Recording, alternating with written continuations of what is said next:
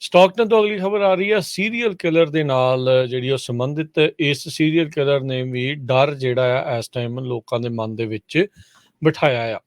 ਇਸ serial killer ਤੋਂ ਬਚੀ ਹੋਈ ਨਤਾਸ਼ਾ ਲਾਟੂਰ ਉਸਨੇ ਹੁਣ ਉੱਥੇ ਦੀ ਇੱਕ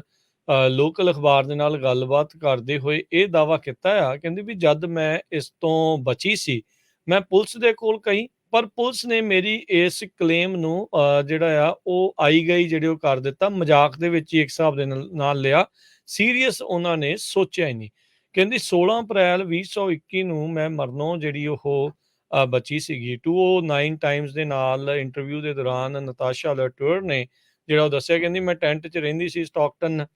ਦੇ ਵਿੱਚ ਤਕਰੀਬਨ 3 ਕੁ ਵਜੇ ਉਸਨੂੰ ਇਹ ਬਾਹਰ ਗੱਲਾਂ ਜਿਹੜੀਆਂ ਸੁਣੀਆਂ ਤੇ ਇਸੇ ਤਰੀਕੇ ਨਾਲ ਹਨੇਰਾ ਸੀਗਾ ਤੇ ਹਨੇਰੇ ਦੇ ਵਿੱਚ ਉਹਨੂੰ ਲੱਗਾ ਵੀ ਉਹ ਜਿਹੜਾ ਬੰਦਾ ਆ ਉਸਨੇ ਸਰਜੀਕਲ ਮਾਸਕ ਜਿਹੜਾ ਪਾਇਆ, ਗਨ ਉਸਨੇ ਮੇਰੇ ਵੱਲ ਪੁਆਇੰਟ ਕੀਤੀ ਸੀਗੀ ਤੇ ਉਸਨੇ ਕਹਿੰਦੇ ਵੀ ਇਸਨੇ ਦਾਅਵਾ ਕੀਤਾ ਵੀ ਕਥਿਤ ਤੌਰ ਦੇ ਉੱਤੇ ਫਾਇਰ ਵੀ ਜਿਹੜਾ ਉਸਨੇ ਕੀਤਾ ਆ। ਸੋ ਜਦੋਂ ਲਾਗੋਂ ਜਿਹੜੀ ਟ੍ਰੇਨ ਲੰਘੀ ਸੀਗੀ, ਸੋ ਕਹਿੰਦੇ ਵੀ ਕਿਤੇ ਉਸ ਨੂੰ ਥਾਂ ਨਹੀਂ ਮਿਲੀ ਭੱਜਣ ਨੂੰ ਤੇ ਉਧਰਲੇ ਪਾਸੇ ਜਿਹੜੀ ਉਹ ਉਸ ਬੰਦੇ ਨੇ ਤਾਂ ਗੋਲੀਆਂ ਜਿਹੜੀਆਂ ਉਹ ਚਲਾਈਆਂ ਤੇ ਬਾਅਦ ਦੇ ਵਿੱਚ ਸਸਪੈਕਟ ਉੱਥੋਂ ਚਲਾ ਗਿਆ ਬਗੈਰ ਜਿਹੜਾ ਉਹ ਕੁਛ ਉੱਥੇ ਆ ਕੇ। ਸੋ ਹੁਣ ਆਪਾਂ ਉਹ ਤੋਂ ਬਾਅਦ ਦੇ ਵਿੱਚ ਦੇਖਦੇ ਹਾਂ ਵੀ ਜਿਹੜਾ ਸੀਰੀਅਲ ਕਿਲਰ ਆ ਉਸ ਨੂੰ ਜਿਹੜਾ ਸਟਾਕਟਨ ਪੁਲਿਸ ਹੁਣ ਲੱਭ ਰਹੀ ਆ। 6 ਕਤਲ ਆਲਰੇਡੀ ਇਸ ਦੇ ਨਾਮ ਦੇ ਨਾਲ ਜਿਹੜੇ ਉਹ ਲੱਗੇ ਨੇ। ਪੁਲਿਸ ਨੇ ਜਿਹੜੀ ਇੱਕ ਫੋਟੋ ਵੀ ਜਾਰੀ ਕੀਤੀ, ਉਸ ਦੇ ਪਿੱਠ ਤੋਂ ਆ, ਸਿਰ ਤੇ ਬੀਣੀ ਪਾਈ ਆ, ਪੂਰੇ ਕਾਲੇ ਰੰਗ ਦੇ ਉਹਨੇ ਕੱਪੜੇ ਜਿਹੜੇ ਉਹ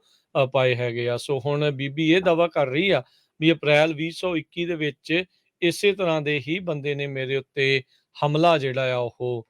ਕੀਤਾ ਹੈਗਾ ਆ ਤੇ ਪਰ ਪੁਲਿਸ ਨੇ ਮੇਰੀ ਇਸ ਗੱਲ ਨੂੰ ਸੀਰੀਅਸਲੀ ਨਹੀਂ ਲਿਆ। ਮੇਬੀ ਤਾਂ ਕਿਉਂਕਿ ਜਿੱਦਾਂ ਆਪਾਂ ਦੱਸਿਆ ਇਸ ਰਿਪੋਰਟ ਦੇ ਵਿੱਚ ਵੀ ਇਹ ਟੈਂਟ ਦੇ ਵਿੱਚ ਰਹਿ ਰਹੀ ਸੀ, ਸਟਾਕਟਨ ਹੋਮਲੈਸ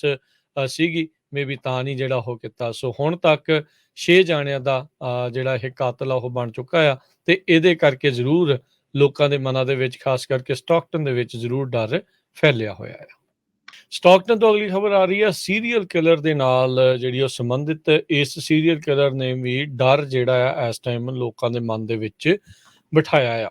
ਇਸ ਸੀਰੀਅਲ ਕਿਲਰ ਤੋਂ ਬਚੀ ਹੋਈ ਨਤਾਸ਼ਾ ਲਾਟੂਰ ਉਸਨੇ ਹੁਣ ਉੱਥੇ ਦੀ ਇੱਕ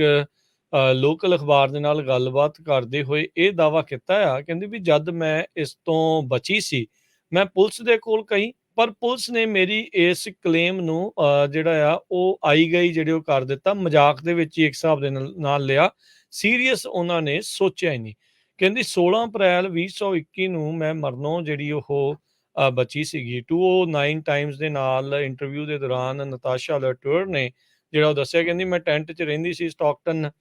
ਦੇ ਵਿੱਚ ਤਕਰੀਬਨ 3 ਕੁ ਵਜੇ ਉਸਨੂੰ ਇਹ ਬਾਹਰ ਗੱਲਾਂ ਜਿਹੜੀਆਂ ਸੁਣੀਆਂ ਤੇ ਇਸੇ ਤਰੀਕੇ ਨਾਲ ਹਨੇਰਾ ਸੀਗਾ ਤੇ ਹਨੇਰੇ ਦੇ ਵਿੱਚ ਉਹਨੂੰ ਲੱਗਾ ਵੀ ਉਹ ਜਿਹੜਾ ਬੰਦਾ ਆ ਉਸਨੇ ਸਰਜੀਕਲ ਮਾਸਕ ਜਿਹੜਾ ਪਾਇਆ, ਗਨ ਉਸਨੇ ਮੇਰੇ ਵੱਲ ਪੁਆਇੰਟ ਕੀਤੀ ਸੀਗੀ